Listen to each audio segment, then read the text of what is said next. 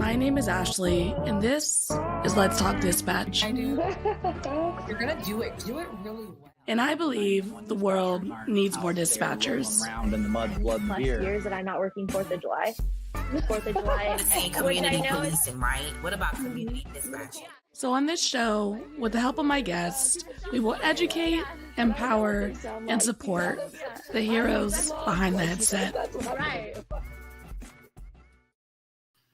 Hello, everybody. Welcome back to another episode of here at Let's Talk Dispatch.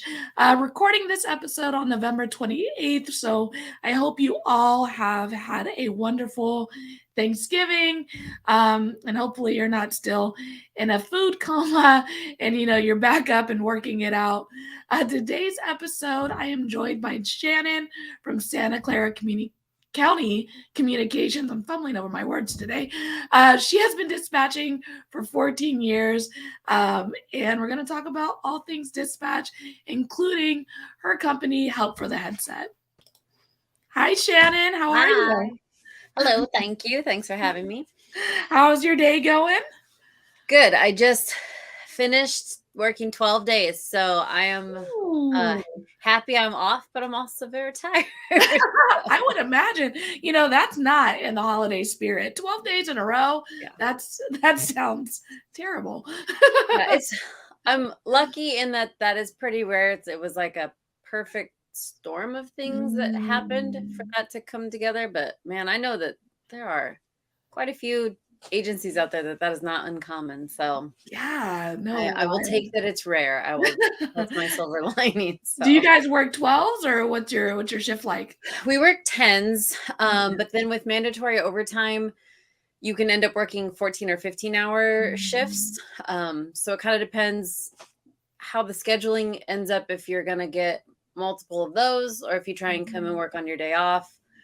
You're supposed to have 3 days off, but just like everybody else, we were short-staffed before it was cool to be short-staffed. So we had mandatory overtime for 8 years, I want to say. So it's been a long time. I bet. Gosh. I mean, you're out in Santa Clara County. Mm-hmm. What's your guys' call volume like? Is it a high call volume out there, or? So yes, it's kind of weird because for the amount of area we cover, which is a significant amount of area, we actually we are not constantly bombarded. There are absolutely, of course, busy times, but I mean, we're not nearly as busy as the actual, like, very big city, San Jose. I don't know if anybody's familiar with it, but the Silicon Valley. I am. So San Jose is just jamming all the time but we don't cover that big city. We cover the unincorporated parts of it and then some of the smaller cities. So it's weird for the amount of land that we cover, that we absolutely have times where nothing other than we dispatch for med. Also, med is always off the hook busy because it's for the whole county. But the sheriff's office, we can have periods where it just ain't nothing happening. So isn't that so weird? Like, I went from a larger agency where it was like if you get a minute or two in between, during the bulk of your shift, it was like wild. Yes. And then now I'm at an agency where there is a lot of downtime. Yeah. There's a lot of, time in between calls. And I don't know why I prefer it. I'm definitely like the less call volumes coming in. But I do like the moments where I get busy because then time flies and, yes, all that stuff happens. And I think, and I'm going to speak broadly here, but I think when you're newer, that's all you're living for is like, oh my God, it's so busy and crazy and this is great. And then you start to be like, yeah, I'm cool if I can have a moment to breathe in between. This is fine with me. So true. I remember when I told, the folks from my old agency where I was lateraling, they were like, you're going to be bored out of your mind. Like, what are you thinking? You'll be back. And I always felt like, I can do with less trauma in a shift. I'm okay. I'm okay with that. There's a little FOMO that happens, when big things happen at my old agency, of course. But overall, for my mental health and the longevity of my career, I'm okay with the lower call volume. I think a big thing where, like, we have all of our new trainees, and they on their breaks will sit and still listen. And if they're my trainee, I make them leave the room, and they're just so afraid of, like, it's only a 15-minute break, but they're so scared of, missing something in that 15 minutes. And I'm like, you have to, for your own sake, leave the room on your breaks. Like, you can't, so that the FOMO or whatever, but I'm like, for your, like you said, longevity and mental health and everything else, you gotta. But this is really true, because when I lateraled, that was one of the rules for us, was we had to leave the room on our breaks. And I didn't really quite understand it until after I got through that lateral training, because it's like, we're at my old center, like, we're always in the center. Like, if I'm on my break, I'm walking over to my partner's desk and I'm sitting there and I'm talking to them in between calls, like, so at my new agency, that was one of our rules. They had to, we had to leave the center, or we had to go to our break room or go somewhere else. Yeah. And that was for the trainee, probably more so for entry level who needs to, get away, but laterals, we need to as well. Right. But really for our trainer too. So our trainer could have some alone time. I need you to leave. Yeah. Get out. Yes. Oh my God, that's hilarious. Well, I was gonna say, as the trainers, you need the break just as much. Yeah. They're like used to critiquing us. They're going to critique us eating our food if we sit there, You should eat that. You're doing it wrong. You could do that better. Yeah. Why are you eating that? Yeah. Yeah. So how did you get into public safety? What was your journey? So it was kind of a weird, so I was like a lot of people, had like 3 or 4 small jobs. Before I started, I had I did a bunch of different things. And so then I saw an ad so Scotts Valley Police Department is where I actually started the first 2 years. And it's a tiny little city in Santa Cruz County. And it's the only one not covered by the consolidated dispatch for the county. The city takes its own little PD and dispatch very seriously. So they put out an ad that was like, do you want to do exciting work and be a part of something bigger? And like, gotcha. Help, like, and it was literally like great advertising, because I was like, yes, I do. So but no clue what the actual job was. And did all the usual, all the pre-test, they did the test and they did the interview. And I just remember being on the interview panel or facing my interview panel, and one of the sergeants on it didn't change his face like the whole time. So how sometimes you at least get like someone who smiles a little bit at you or nods at you or something like that. Like, I got nothing from him the whole time. So I walked out being like, well, I don't think I got that. But I did. So then I actually transitioned to being an adult and having one job, I thought, and then now I have 3 again, because I can't ever do just one thing. As I'm a real dispatcher where I can't do just one thing. I mean, you would say you've got your hands in all kinds of things. It's a thing. Yeah.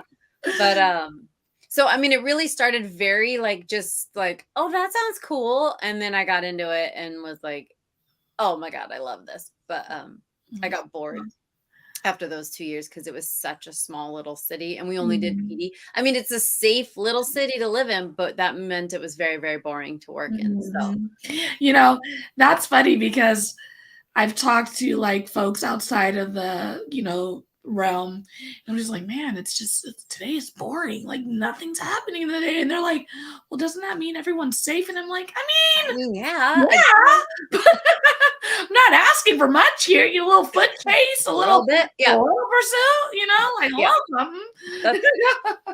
We when it's slow, and I'm always training. It feels like, but when it's slow for my trainees, we're like, I mean, just like a light stabbing. I mean, like Yeah. nobody dies. Well, Just like a little something. Like, is that so much to ask? yeah. Little foot pursuit. Yeah. Nobody Yeah. crashed. Nobody gets hurt.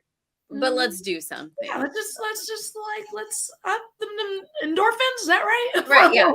Dump a little adrenaline. Yeah. Perk us up a little bit. Yeah. No, it was definitely like I needed something more. And so then the Mhm. county was great. So, I mean, because we do fire med and law, and then Mhm.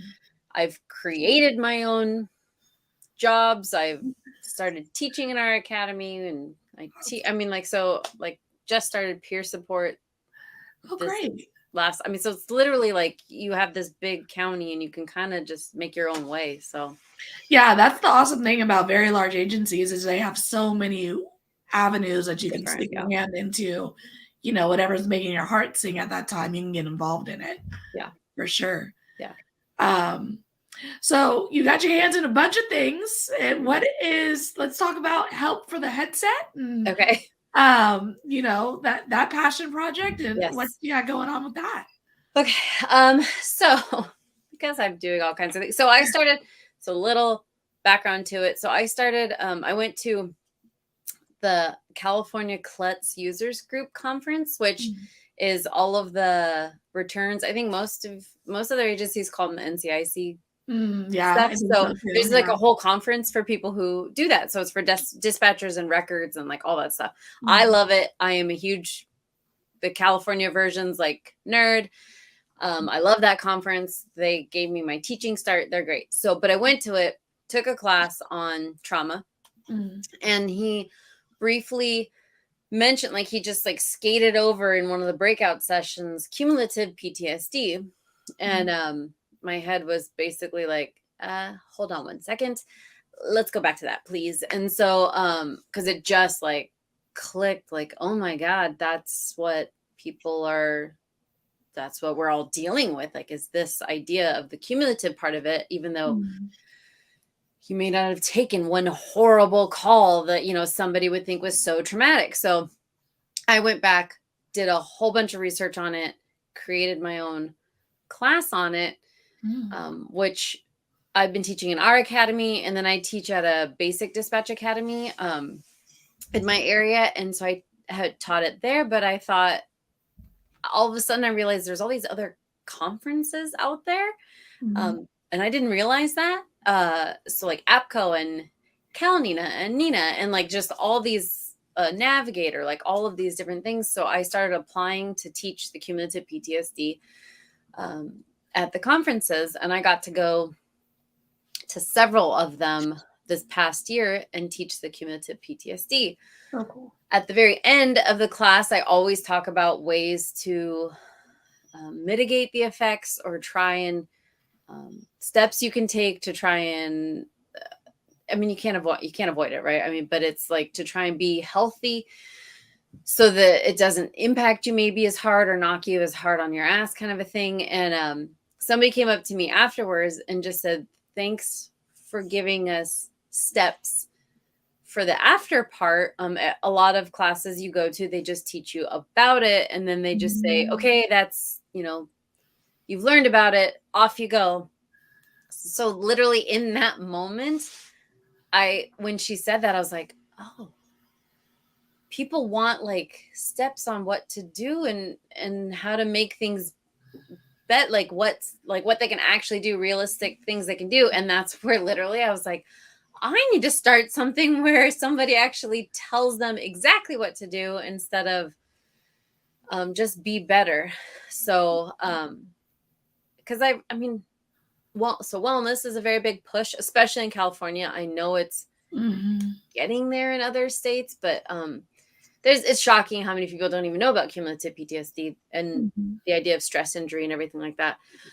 But so then from that, you go to all these wellness classes and they give you either very vague instructions like, hey, your job's killing you, go be better and go be healthier, but no steps.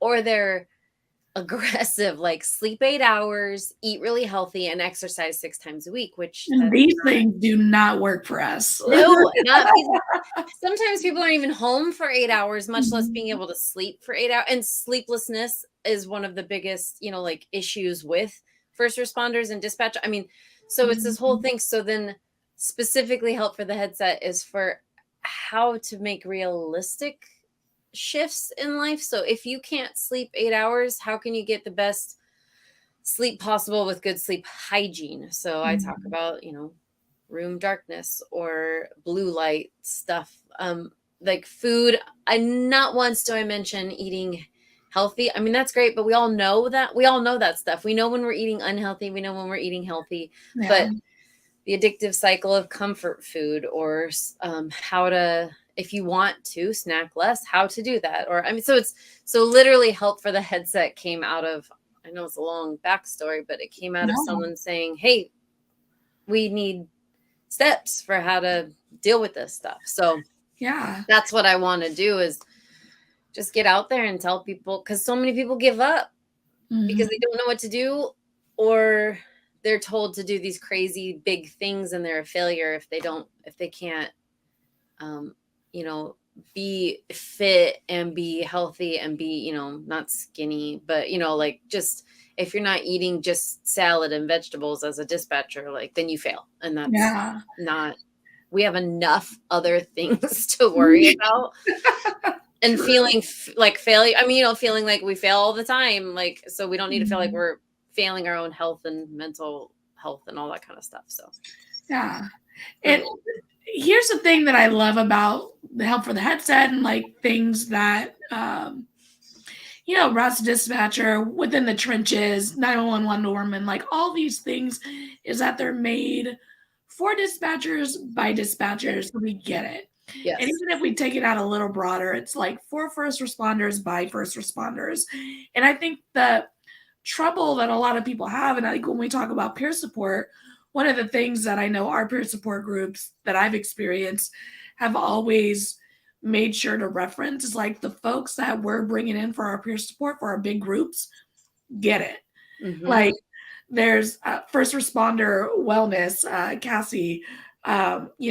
they create environments where it's dispatchers who get it, or Yeah. not dispatchers, first responders who get it, and they're going through this thing together because it's hard to go to your regular doctor or even a regular Oh, yeah. therapist Yep. and say XYZ, XYZ, and they're just like, well, get more sleep, get a new job. And it's just like, Yes. well, hold on, like Yeah. someone has to do it. Yeah. So Yeah. And now, if it's my heart, then I'm not. yeah, and Yeah. I Yeah. enjoy doing it. And what I'm looking for are these tools to help me do this well and do this longer. And Yes. folks like you are going out there and creating these companies and businesses to help us in this field, improve in areas. And I just think it's wonderful. Thank you. Yeah. I mean, like you said, I want people to be the best dispatcher they can be, but they have to be the healthiest person they can be to be Mhm. that. I mean, and I'm not saying you can't be a good dispatcher if you're unhealthy, but I mean, really, it starts to, I mean, it wears you down. And so then Mhm. you start running into people who are burnt out. They just don't care. I mean, because they barely have the energy to get there, much less have the energy to put what they need to put into it. So it's, I mean, and then you start, again, that's that stacking effect where you feel that way for a week, then you feel that way for a month, and all of a sudden we're in 6 months, years. I mean, we all at least know one of those dispatchers that you're like, you're doing more damage than you are helping. I mean, like Yeah. it's scary and sad, and it sucks Mhm. for the people that they talk to, basically. Like, Yeah. No, I, it's totally true. And I think that it's really exciting and rewarding, and I think it's a really interesting time to be a dispatcher because I feel like we're getting a lot more pushed to the forefront, a lot more yes, praise. Each state is in their battle to make us first responders.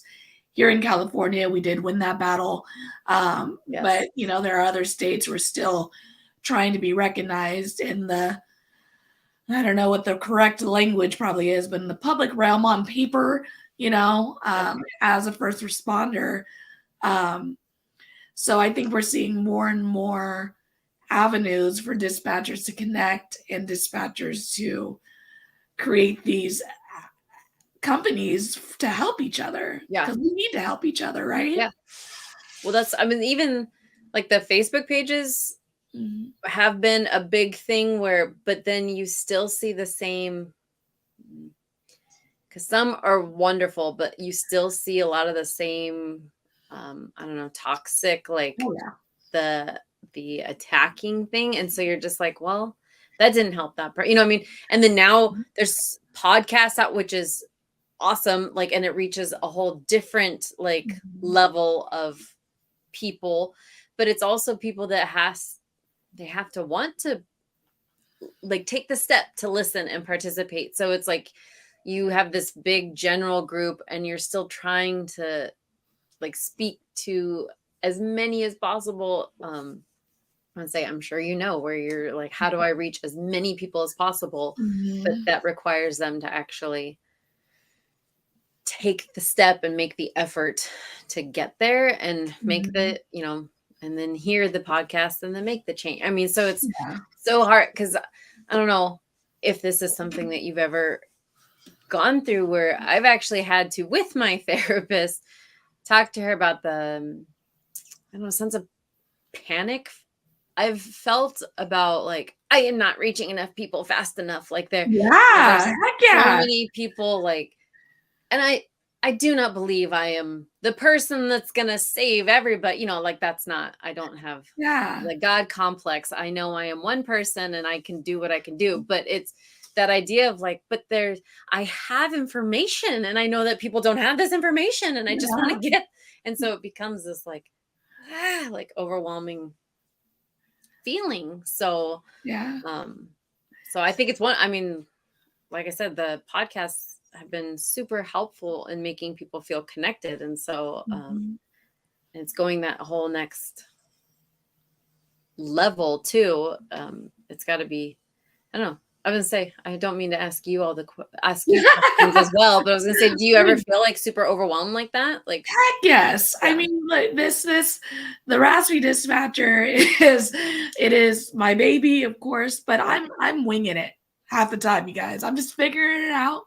I'm trying to help as many people as I can. I'm trying to get as much information out there as I can, while trying to make this a business that does give me passive income. I mean, that's the reality, right? We want to do these things. We want to help people. We want to make a little money while we're doing it because we're putting time into it. And I think that social media and the level of technology that we have access to can give us those panic moments, so-and-so's doing this, so-and-so's doing that. I'm trying to be like so-and-so. And then, so I've been there, I get it. It still happens sometimes. And I do think that the one thing for the folks out there who are trying to create something new, even just in your centers, right? Even on a small scale, it doesn't have to be a podcast, you just gotta lean back on your why, that thing, the reason that you're out there doing it. And it kind of grounds you and it reminds you, I don't have to get there as fast as this person or that person. And quite frankly, that person has gone through the same thing you're going through, right? I mean, I'm a big fan of J. Cole. He's a rapper. And he had put out a tweet from back in the day on his social media when he had 500 followers. And now he's this huge artist and, so everyone has to go through that, that stage, and those steps, and it's okay to feel a little panicky. You feel behind, even though you just got started. You're like, wait, wait. Yeah. No, I think the why thing is huge. It's perfect that you said that, because, people get so bogged down in the day-to-day, in the what they're doing, and even sometimes the how or whatever, but they completely forget the why. And we, even at our at my, when we were trying to get, I was like a wellness committee of one basically for 2 years. We're finally now just getting peer support started, but where I was trying to help people, but it just in the agency, and we had a why tree. So it was like the brown felt trunk or whatever, but the leaves were the why. And there was so many different reasons, which to me was great because not everybody has the, because I want to help people idea of their why, which that's fine. I mean, it's a good job. In a lot of places you get pretty decent benefits. You can take care of your family. You have a retirement plan. I mean, things that a lot of jobs don't offer these days. But so we talked about if the helping people isn't your why, then remembering what you're doing while you're there and why what you're doing is important in terms of, hey, you're offering CPR for somebody whose baby stopped breathing, or getting a code 3 fill for your units when they, when they're just yelling on the radio. I mean, like, what we're doing is important. And so a lot of people were realizing that they didn't get any refreshment from figuring out their why. And so that actually led to some people realizing there was a deeper issue, like there was a bigger problem, because reconnecting to their why didn't help them feel better about it, so but then the ones that did and it helped, they were like, oh yeah, like I don't come in to, I don't know, our job, I'm sure you've heard this, where like you tell people your job and they like, oh, that must be so cool, it must be so crazy, and you're just like, I mean, yeah, if you stop and think about it, but it's just my job. Like it's mundane some days. Like, yeah, I take 911 calls, like, okay, I mean, like, where you get this sense of like, it's not exciting anymore. And so I think people come in and they start to just feel that every day it's the same thing, and they're just tired. So they forget that there's a whole other part of what they're doing that's really incredibly important. So yeah. And that why part is what reminds them of how important it all is. So. Yeah. And I mean, you took it even a step further with the why that I actually never really even considered, is that if your why isn't, I want to help people, I want to save lives, that, just doing the job, and the why you're there and why it's so important that you're there, helping the officers, helping the medics, helping, the citizen, all those things. And I think that's just a different way to look at that. That question for folks who are trying to figure out what their why is right now. Maybe they're going through burnout. Maybe they're just getting started.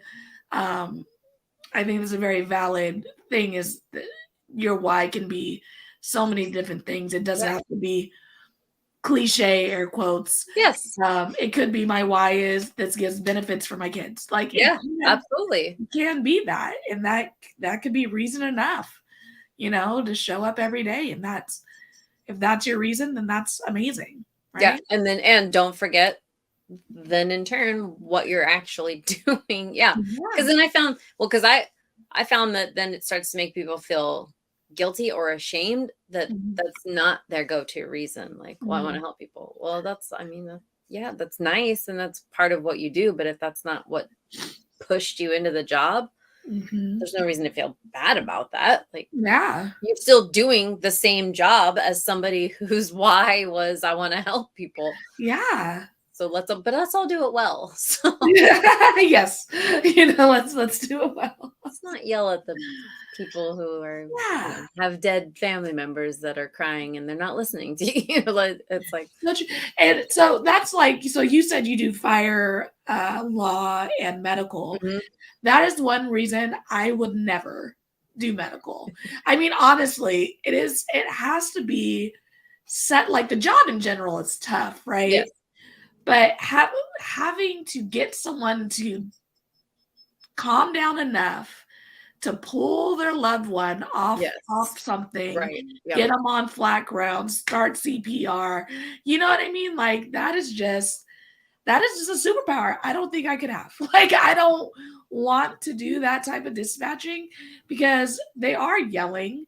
They I would say are, the chaos is always oh my way God. more on med I calls mean, than law it calls. is Yep. wild. And I mean, it's funny because, like, I always say, because I lateraled, so I dealt with 2 different agencies and 2 different fire departments, and I've only did police. But when I transferred to fire, I'm like, man, they got attitude. And I'm just like, but I get it. Like, they have to be more burnt out than I would say I am as a police dispatcher, because they're like, if they're picking up the phone, like, something's on fire, someone can't breathe, someone put something where they shouldn't have, or you know what I mean?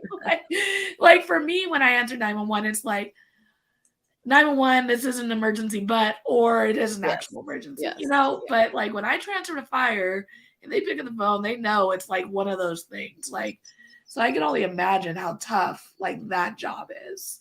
It's hard. So med for sure, I think has more, I'm going to go just statistically more opportunities to have something more like shocking or traumatic happen.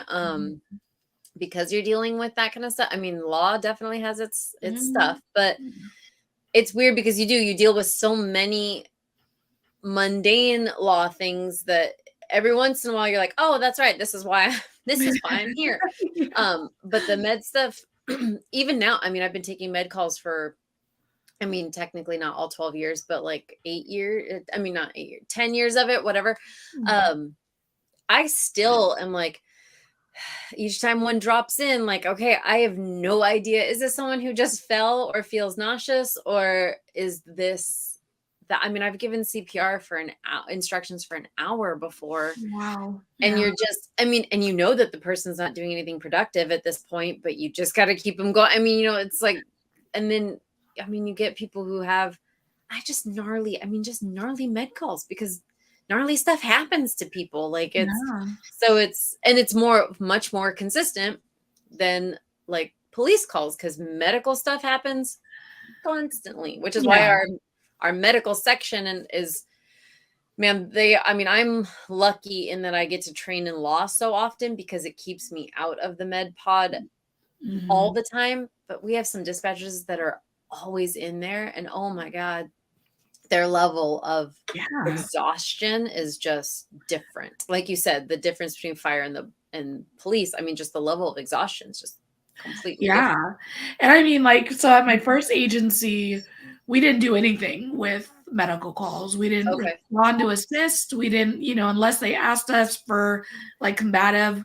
Secure. We just transferred fire and it was gone. You know, didn't have to listen, didn't have to check in. On my new agency, we go for non-breathers. Okay. So I have to, you need medical, and then I have to kind of listen longer to see if it's something we're going for or if they seem combative but basically we're going for a non-breather. So I remember I transferred a lady whose husband had fallen out for whatever medical reason.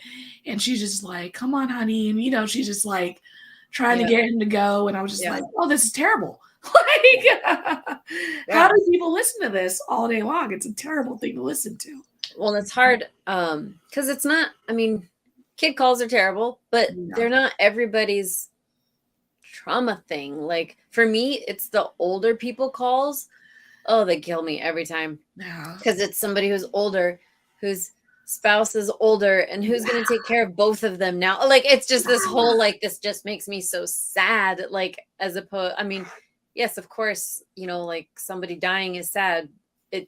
But somebody dying at 18 is different than someone dying at 82. You know what I mean? Like, so it's just this wide variety and it depends on the day you're having, how it lands, you know? I mean, so or I had a coworker who had 5 CPR calls. We get calls dropped in our ear. So just 5 in a row, and they all just happen to be CPR calls. And that takes a lot out of you. So like, how do you can't control that. Like, it's literally, you just get hammered sometimes. And then again, other days I've taken all day long, I took people that fell and were feeling dizzy or nauseous, or, I mean, you know, basic. So it's like, that's just some days they're mundane, boring med calls too. It's True. just, and that's, I think when somebody was recruiting at one of our basic dispatch academies, it was, you're not paid for the 80% of the time, you're paid for the 20. So Yeah. that you're sitting there doing all this routine stuff. It's not an emergency, but that kind of thing. Yeah. And then that's law, fire, or med, that 20% when it goes down and you're just like, got to be on it. You can't be like, wait, what? You got to be on it. And so I think that's where, true. but But it's back and forth that kills people. So. But does your fire department go out for a cat stuck in a tree? That is the real question. So no, officially they do not. So, but sometimes you can call their station and just say, hey, we have they've gotten dogs out from under a house. I mean, like, and they've gotten, the ducks out of the sewer grate and stuff like that. So it's good photo op. My policy then no, but I remember one of my first calls, like I was in training and someone called asking about a cat in a tree, and I looked at my trainer and I was like, is this real life? Yeah. People actually call for, like, I thought this was like in the movies, and they were just like, transfer to fire. And I was like, they're gonna go out. She was like, it's not our call. If they do or if they don't, it's not our call. So just wild. I think that's what gets me. I was gonna say that's what gets me is it's the constant, like, really? Like, yeah, really?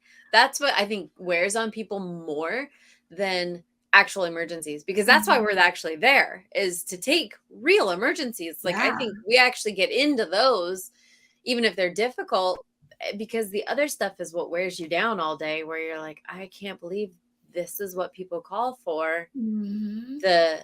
Not just the police department, but 911. Like, and I think that's the harder stuff to deal with than some of the bigger stuff sometimes. I mean, there's definitely a world where citizens need better education and understanding of how to help themselves through things they're not understanding. Because I think what happened is they don't know what to do, so they call 911 or they call the police department on a non-emergency number, and they're like, what do you mean you don't know what to do? And I'm like, we had a power outage, and they call. Yes. Do you know? I'm like, no, I don't work for PG&E. You don't pay your bill to us, so why would I know this answer?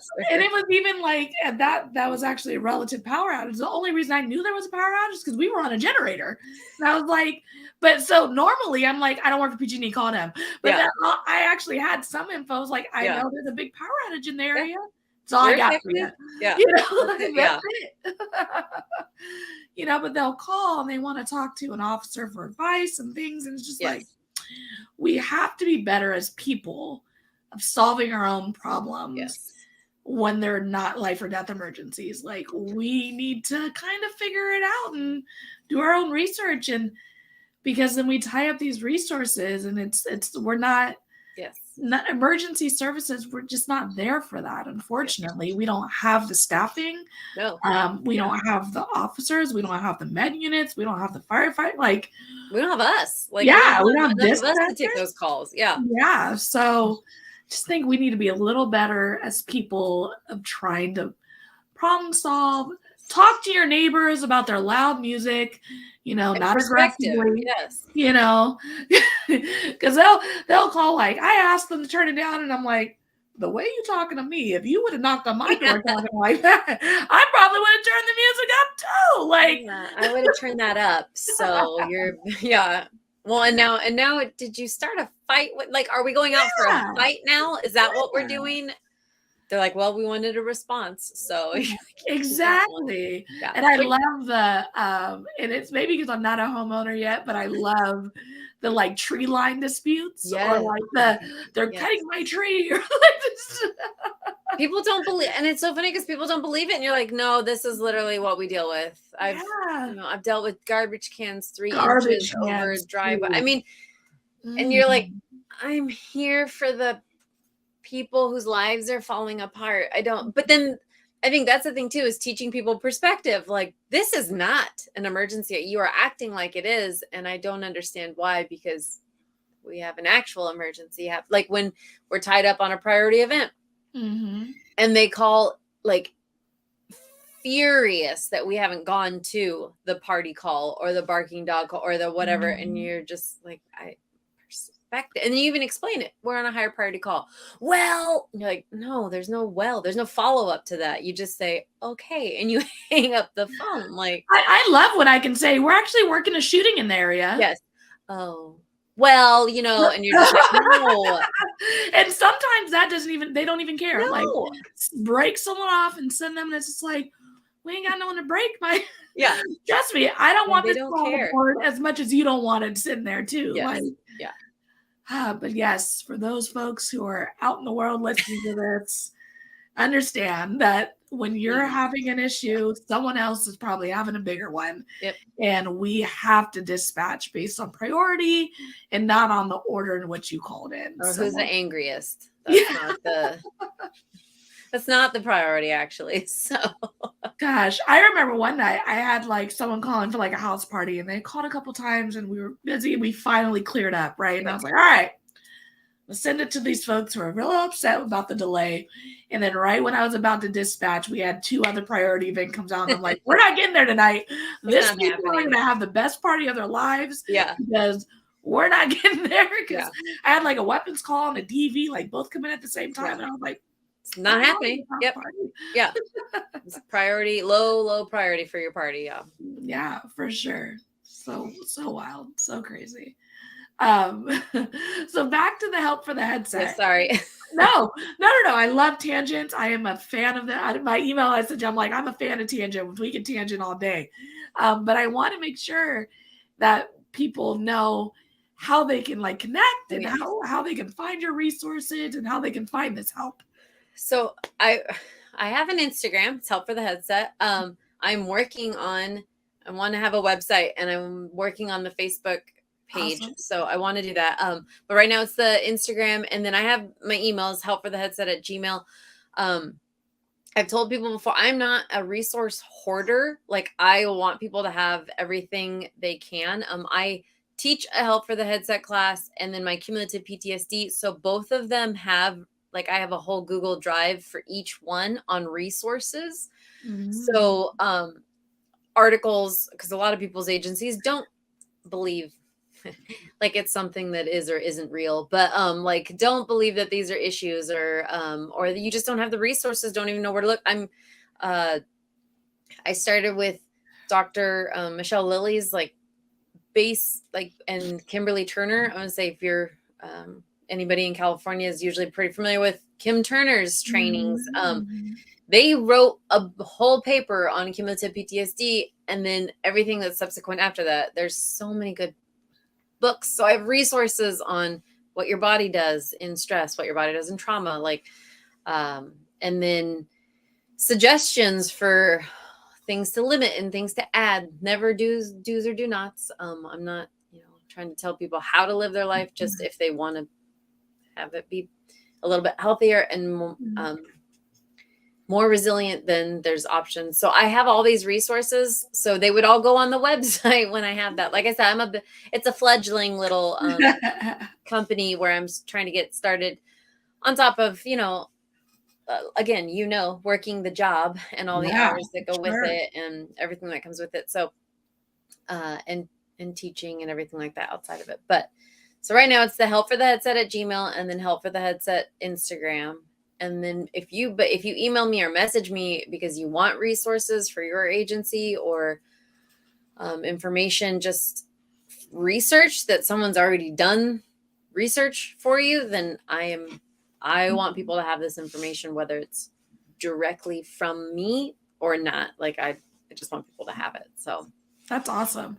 And so you were saying about peer support, and you guys are just getting started at your agency. Did you help create this peer support department? Okay, so and I know there's a lot of folks out there who need this and are still trying to create this in their centers. What did that process look like for you?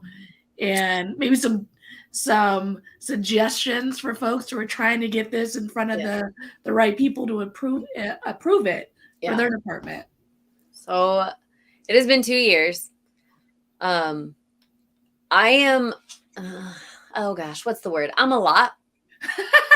So passionate. Wait, yes, I say passionate. I'm sure my bosses are just a lot. But honestly, my biggest piece of advice is do not give up. This is something that is so important at every level to have a peer support baseline, because yes, you can have a CISM team, the critical incident stress management, whatever, like those are for big events. Nobody is on the ground with you watching people and having access to your other dispatchers except for you, like as they're literally, it's peers, right? So somebody has a bad call, you saw that happen and they need to be checked on, not the supervisor who's probably busy giving breaks or not paying attention. I don't know, whatever your agency is, not paying attention, whatever it is.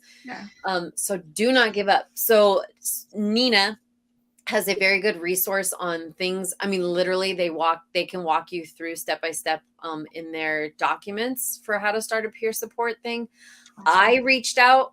My best resource was other agencies' peer support team members. Mm-hmm. So I reached out to Santa Cruz County, Alameda County, like all of our surrounding counties and our in agencies within the county, and said, send me your policies.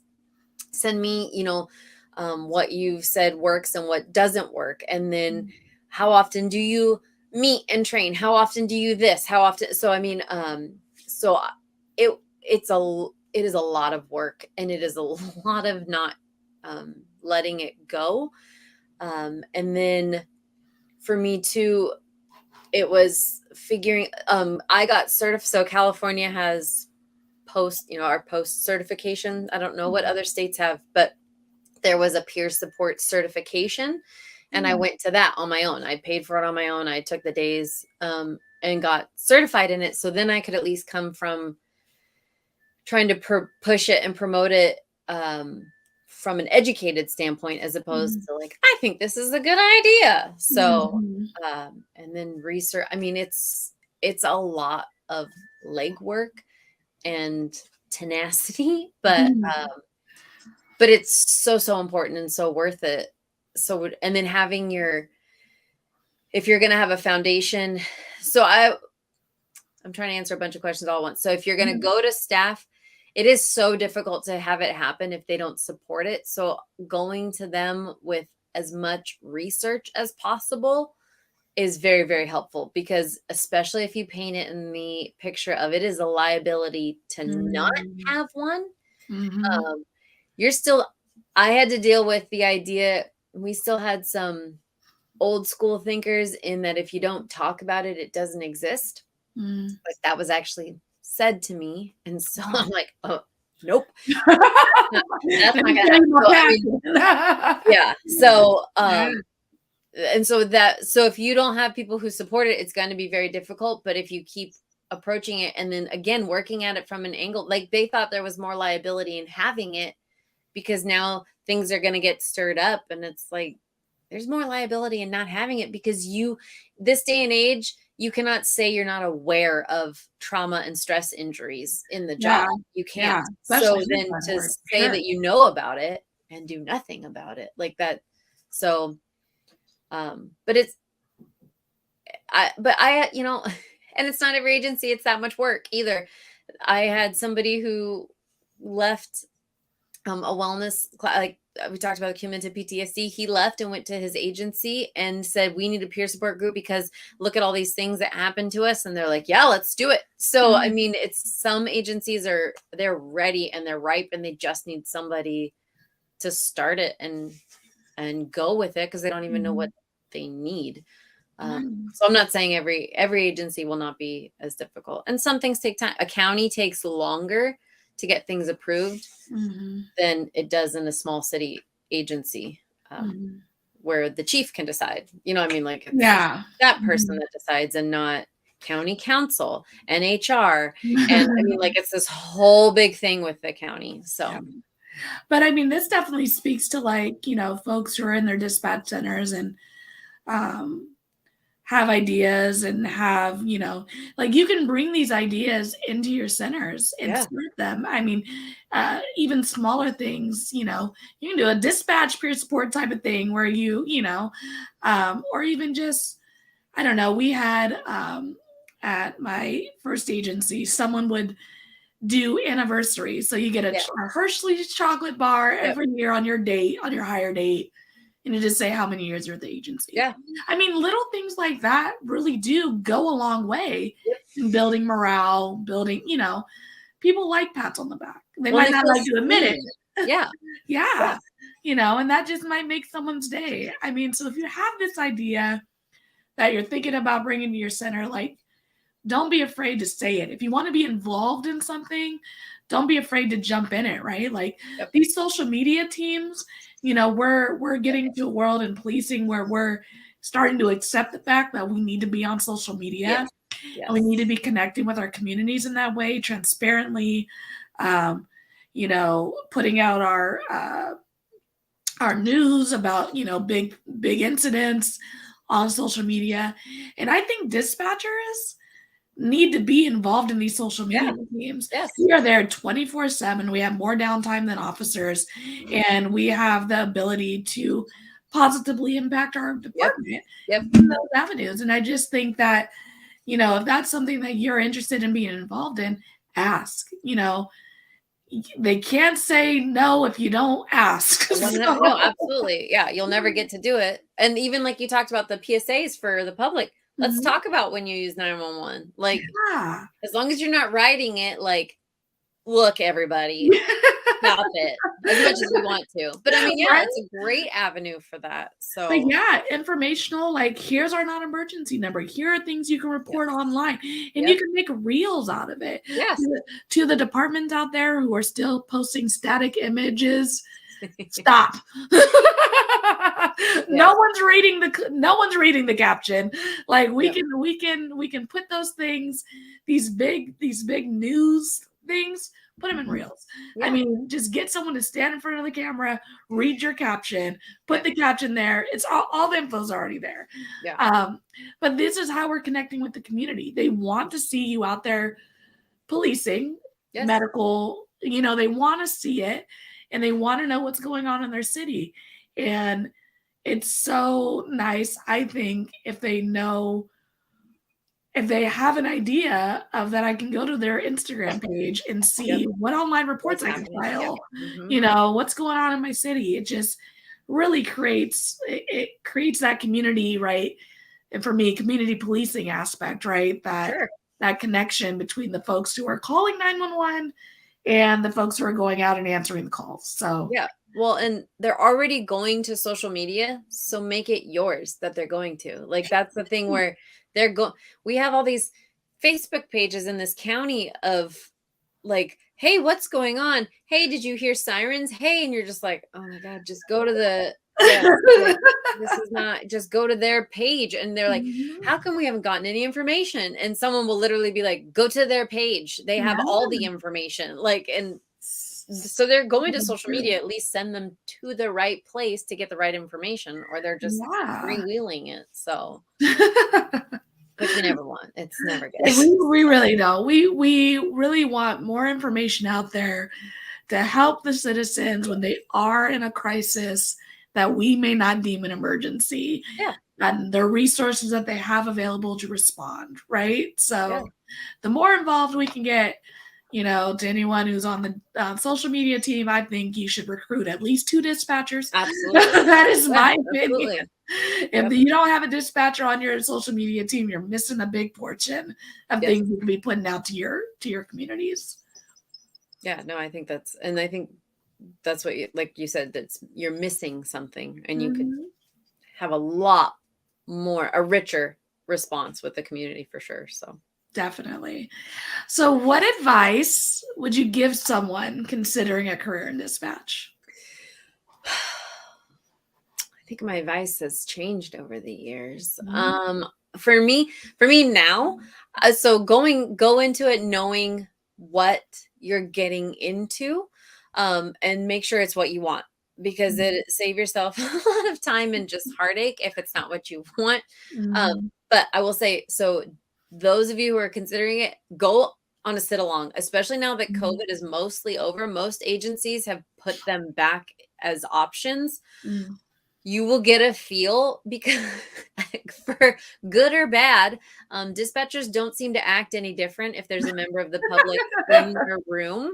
It's very true. So, Very true. yeah, I don't know. It's great for a real picture of what's going on and how people act in the dispatch environment. You get a real feel for the vibe and the team and how they respond to people, and then what's coming in.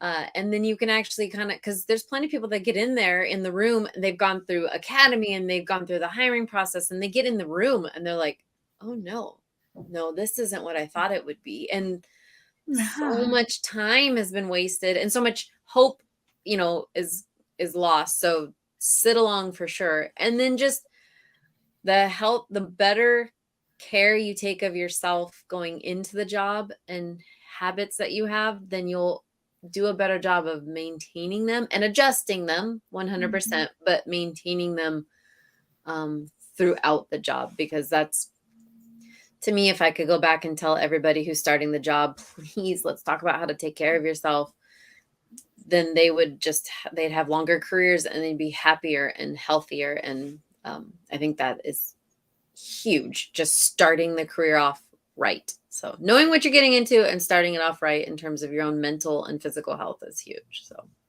awesome. That's so true. I think coming into it, one thing that I talk about is like, we need more dispatchers, but we want more happy dispatchers. Yes. So if you get into this process and you figure out it's not for you, bow out. It's okay. Yes. That's okay. Yes. Figure it out now, though. Yeah. Yeah.